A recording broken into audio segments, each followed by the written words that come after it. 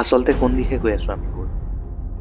এখন অসমতে বৰ্তমান মানুহ মৰিলে বিচাৰি পাই কণ্টেণ্ট, আন ক'ৰবাত আকৌ কাপোৰ খুলি ফটোশ্বুট, ভাওনাত আকৌ হাস্যকৰ ৰস দিয়াৰ নামত অৱদান, ক'ৰবাত আকৌ ৰাসখন হৈছেগৈ বিহুতলী।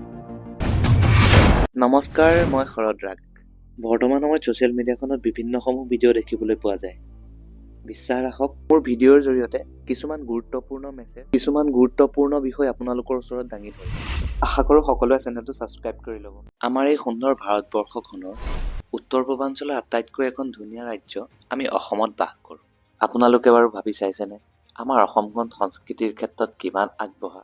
ভাবকচোন, আমাৰ অসমখনৰ আছে নিজস্ব জাতীয় সংগীত, নিজস্ব ভাষা, আমাৰ আছে সুকীয়া খাদ্যাভ্যাস, সুকীয়া সাজপাৰ, সুকীয়া ৰীতি নীতি, সুকীয়া ধৰ্মীয় অনুষ্ঠান আৰু বিভিন্ন জাতি জনগোষ্ঠী মিলি গঠন হোৱা আমাৰ এই সুন্দৰ অসমখন। কিন্তু দুখ লগা কথাটো এইটোৱেই যে সেয়া পশ্চিমীয়া সংস্কৃতিৰ ফলতে হওক বা অন্য কাৰণতেই হওক, আমি আমাৰ সংস্কৃতিটো একেবাৰে তললৈ নি আছোঁ। যেতিয়া এখন ঘৰৰ নিজৰ অথবা যেতিয়া আত্মীয় মৰে, কোন কলৈ গৈছে চাবলৈ সময় নাথাকে।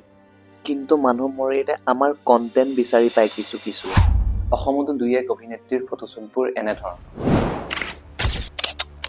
এনেসমূহ ফটো ছ'চিয়েল মিডিয়াত দিবলৈ অকণো বেয়া অনুভৱ নকৰে।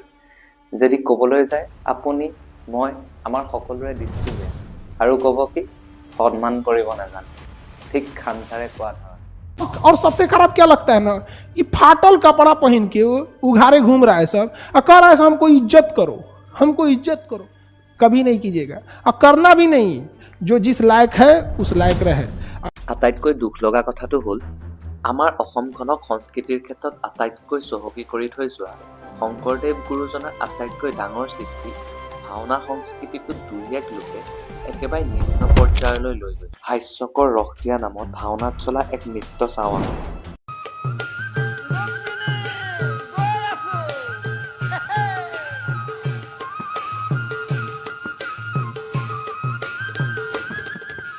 এইবাৰ চাওঁ আহক এটা ভাওনাত চলা আইটেম চং।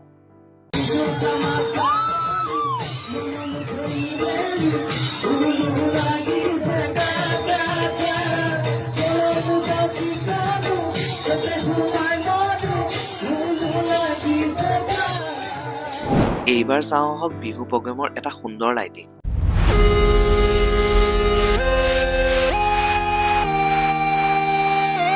নাই, ভুলকৈ ভাবিছে, ভালকৈ চাওঁ আহক।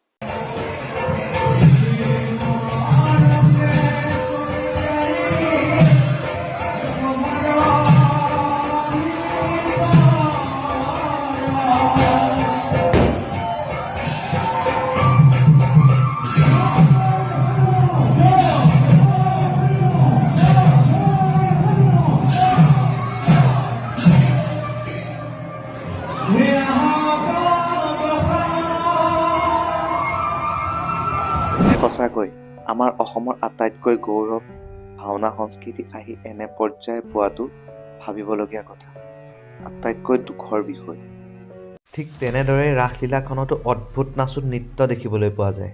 ৰাস উদ্বোধন কৰা বহুতেই দেখিছে, কিন্তু এনেধৰণৰ ৰাস উদ্বোধন কৰা বাৰু দেখিছেনে?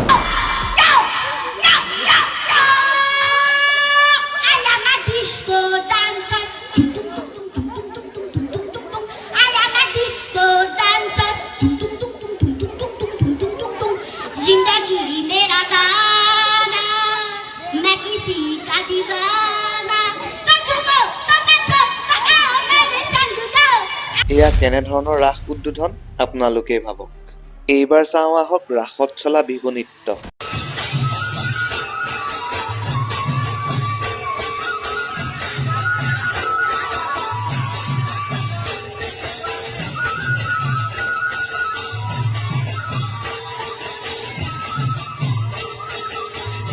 সকলোৰে সীমা চেৰাই যোৱা এক অদ্ভুত নাচুত নৃত্যও চাওঁ আহক।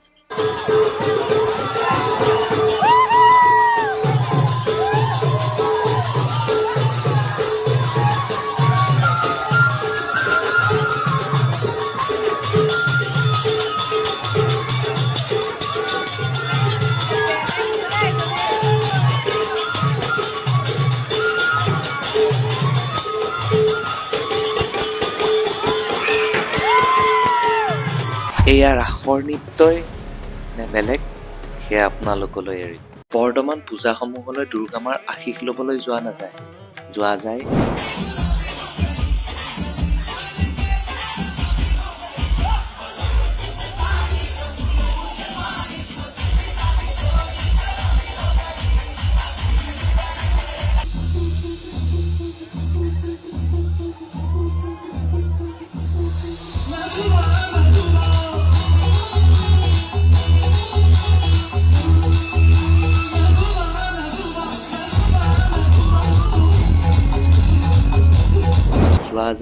দিগানৰ তালে তালে এনেধৰণৰ উত্তাল নৃত্য কৰিবৰ বাবে। চাওক, ভাবক আৰু প্ৰশ্ন কৰক, এয়াই আছিল নে আমাৰ সংস্কৃতিটো?